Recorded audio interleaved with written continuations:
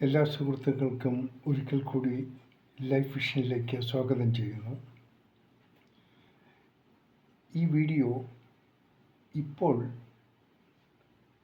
ഉള്ള യുദ്ധവിവരങ്ങളെക്കുറിച്ചാണ്. ഇപ്പോഴത്തെ latest update വെച്ച് ഇറാൻ്റെ ഒരു മുന്നറിയിപ്പ് വന്നിരിക്കുന്നു. നാളെ UAE ദുബായ് എയർപോർട്ടും അബുദാബി എയർപോർട്ടും ഇറാൻ ആക്രമിക്കാനുള്ള സാധ്യത ഉണ്ട് എന്നുള്ളൊരു വസ്തുതയാണ്. അതിനാൽ അവിടെ നിന്നും ജനങ്ങളെ മാറ്റണം എന്നുള്ളൊരു നിർദ്ദേശം കൊടുത്തിരിക്കുകയാണ്. ഇത് ഇറാൻ സൈനിക തലത്തിൽ നിന്നും ലഭിച്ച ഒരു അറിയിപ്പാണ്. കാരണം അമേരിക്ക ഇറാൻ്റെ ഒത്തിരി ഫെസിലിറ്റീസുകൾ ടാർഗറ്റ് ചെയ്ത് വലിയ നാശം ഉണ്ടാക്കിയിരിക്കുകയാണ്. അത് നമ്മൾ അറിയാവുന്നുള്ളൊരു വസ്തുതയാണ്.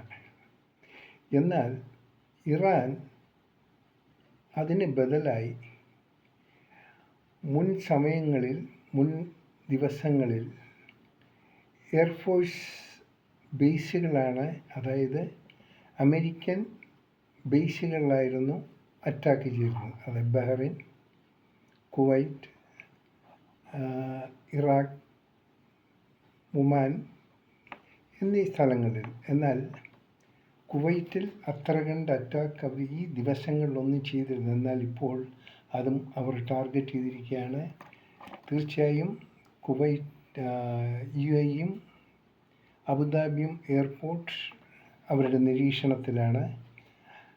അവിടെ നിന്ന് ആൾക്കാർ ഒഴിപ്പിക്കണമെന്ന് അവർ അറിയിക്കുകയും ചെയ്തു.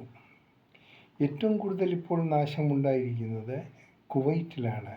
ഈവൻ അവിടുത്തെ ഡിസാലിനേഷൻ പ്ലാന്റ് വരെ തകർത്തു. അതായത് കടൽ ജലം കുടിവെള്ളമായി കൺവേർട്ട് ചെയ്യുന്ന ഡിസാലിനേഷൻ പ്ലാന്റ്, അതായത് അത് ശുദ്ധീകരണ ഫെസിലിറ്റീസ് ഒത്തിരി നശിപ്പിച്ചു. അതുകൊണ്ട് കുടിവെള്ളത്തിനുള്ളൊരു ബുദ്ധിമുട്ടും അവിടെ സംഭവിക്കാനുള്ള സാഹചര്യമുണ്ട്. ഇത്രയും നാളുവരെയായി ഒരു ഭാഗത്തു നിന്നും ഒരു സമാധാന ശ്രമങ്ങളും നടത്തുന്നില്ല. കാരണം ആര് സമാധാന ശ്രമങ്ങളായി മുന്നോട്ട് വന്നാലും ഈ അമേരിക്കയും ഇറാനും അവരുടെ വാദങ്ങൾ ശരിയെന്നുള്ള രീതിയിൽ അവർ നിൽക്കുന്നു. അമേരിക്കൻ്റെ വാദങ്ങൾ ഇറാൻ അംഗീകരിക്കുന്നില്ല, ഇറാൻ്റെ വാദങ്ങൾ അമേരിക്കയും അംഗീകരിക്കുന്നില്ല. അങ്ങനെ ഒരു സിറ്റുവേഷനിലേക്ക് എത്തിക്കഴിഞ്ഞു. ഇനി ദുബൈയിലും അമേരിക്കൻ ബേസുണ്ട്. ഒരു പക്ഷേ അവിടെ തീർച്ചയായിട്ടും അവർ അറ്റാക്ക് തുടങ്ങാനുള്ള സാധ്യതയുണ്ട്. എങ്കിൽ തന്നെയും ഇപ്പോഴും കിട്ടുന്ന റിപ്പോർട്ട് അനുസരിച്ച് ഇറാനും അമേരിക്കയും പരസ്പരം അവർ പഴിചാരുന്നത് ഇറാൻ്റെ ഇവൻ റെയിൽവേക്കും അവിടെയുള്ള പല പാലങ്ങളും ഇൻസുലേഷനുകളും അവരുടെ ഓയിൽ സ്റ്റോറേജും ഒക്കെ നല്ല രീതിയിൽ തകർക്കപ്പെട്ടു. അതാണ് കൂടുതൽ ഇറാനെ പ്രകോപിപ്പിച്ചിരിക്കുന്നത്. അത് കാരണം ഇറാൻ അമേരിക്കൻ ബേസ് അല്ലാത്ത ഭാഗങ്ങളിലും അറ്റാക്ക് നടത്താനുള്ള സാഹചര്യമാണ്. അതിൻ്റെ ഭാഗമായിട്ടാണ് കുവൈറ്റ് ഡിസാലിനേഷൻ പ്ലാന്റ് തകർത്തത്. ഇപ്പോൾ കുവൈറ്റിൽ നിന്നും ഫ്ലൈറ്റ് ഓപ്പറേഷൻ ഏതാണ്ട് നിർത്തിയിരിക്കുന്ന രീതിയിലാണ്. കാരണം അത്രയ്ക്ക് നാശനഷ്ടങ്ങൾ കുവൈറ്റ് എയർപോർട്ടിൽ സംഭവിച്ചിരിക്കാം. അതുകൊണ്ടായിരിക്കാം. അതിലുമുപരി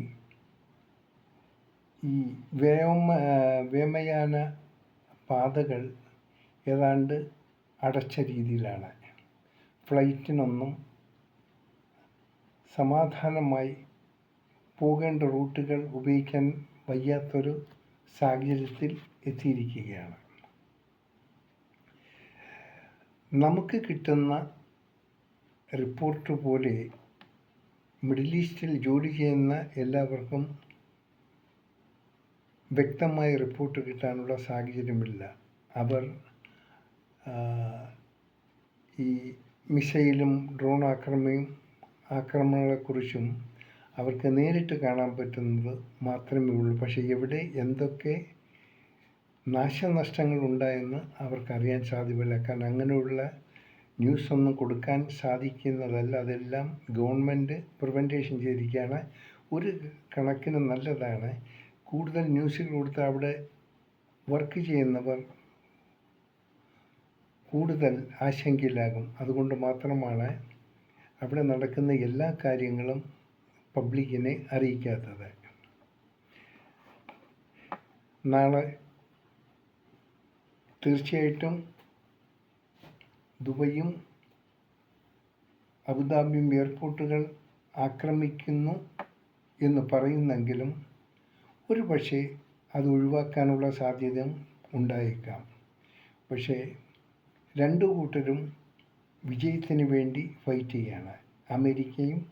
അമേരിക്കയുടെ ജയവും ഇറാൻ്റെ ജയവും അതിനുവേണ്ടി ഉള്ള ഫൈറ്റിങ്ങിൽ ഇതിൽ ഏറ്റവും കൂടുതൽ ബുദ്ധിമുട്ടുന്നത് പാവം സിവിലിയൻസാണ്. അവർ തെറ്റ് ചെയ്യാതെ വല്ലാത്തൊരു സാഹചര്യത്തിൽ അവർ എത്തപ്പെട്ടിരിക്കുകയാണ്. എങ്കിൽ തന്നെയും ഒരു അത്ര കണ്ട് നാം ആരും പാനിക്കാകേണ്ട കാര്യങ്ങളില്ല. എന്തിനെങ്കിലും ഒരവസാനം ഉടൻ ഉണ്ടാകും എന്ന് നമുക്ക് സമാധാനപ്പെടാം. കഴിവതും മിഡിൽ ഈസ്റ്റിലുള്ള അവരോട് ഒന്നേ പറയാനുള്ളൂ, നിങ്ങൾ സമാധാനമായിരിക്കുക. എല്ലാം എന്തെങ്കിലും ബുദ്ധിമുട്ടുണ്ടെങ്കിൽ തീർച്ചയായും നിങ്ങൾക്കുള്ള സഹായ സഹകരണങ്ങൾ തീർച്ചയായിട്ടും നിങ്ങളുടെ രാജ്യത്തു നിന്നും നിങ്ങൾക്ക് കിട്ടിയിരിക്കും. ഇവിടെയുള്ള എല്ലാവരും നിങ്ങളുടെ സമാധാനമാണ് ആഗ്രഹിക്കുന്നത്.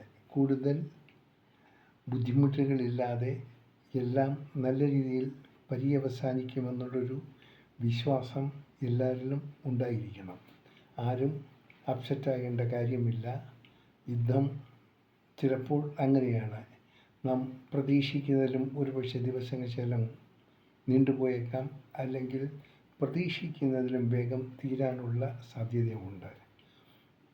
ഇത് എല്ലാവരും ഒന്ന് ശ്രദ്ധിക്കേണ്ടത്, സുരക്ഷിതമായ മേഖലകളിൽ അവരുടെ അലാംസോ എന്തെങ്കിലും കിട്ടണത്തിന് സുരക്ഷിതമായ ഏരിയകളിൽ നിങ്ങൾ എത്തപ്പെടണം. കഴിവതും അനാവശ്യമായ യാത്രകൾ ഒഴിവാക്കാനും ശ്രമിച്ചാലും. അടുത്തൊരു അപ്ഡേറ്റുമായി തീർച്ചയായിട്ടും നിങ്ങളിലെത്തുന്നതായിരിക്കും. കാണാം വീണ്ടും മറ്റൊരു വീഡിയോയിലൂടെ. ഞാൻ GK തുമ്പക്കാരൻ. Thank you.